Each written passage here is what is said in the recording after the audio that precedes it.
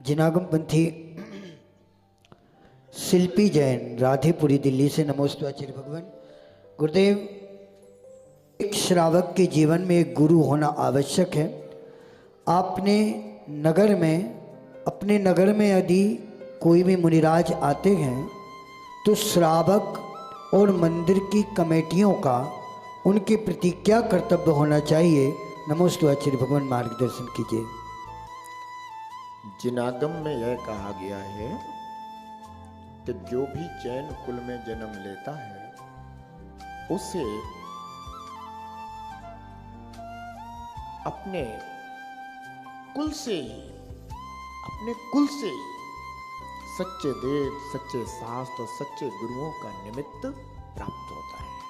यही इस कुल का पुण्य है कि जिसने भी जैन कुल में जन्म लिया उसे सच्चे देव, सच्चे शास्त्र और सच्चे गुरु इस कुल में ही प्राप्त होते हैं। तो निश्चित रूप से प्रत्येक जीव को अपने हित के लिए अपने जीवन में निर्ग्रंथ गुरु को अवश्य स्वीकार करना चाहिए। और हमारे तो 3 कम 9 कोटि मुनिराज हैं। कितने हैं? 3 कम 9 कोटि मुनिराज हैं। जो भी नगर में मुनिराज आए सभी मुनिराजों को अपना गुरु मान करके उनकी सेवा करना चाहिए, वैयावृत्ति करना चाहिए, उनका ध्यान रखना चाहिए, उनकी आहार विहार चर्या में शामिल होना चाहिए, उनके स्वास्थ्य की कैसी अनुकूलता प्रतिकूलता है उसके विषय में जानकारी करना चाहिए और उनके संयम की वृद्धि में, उनके स्वाध्याय की वृद्धि में आप कैसे सहयोगी बन सकते हैं, वो सहयोग आपको करना चाहिए।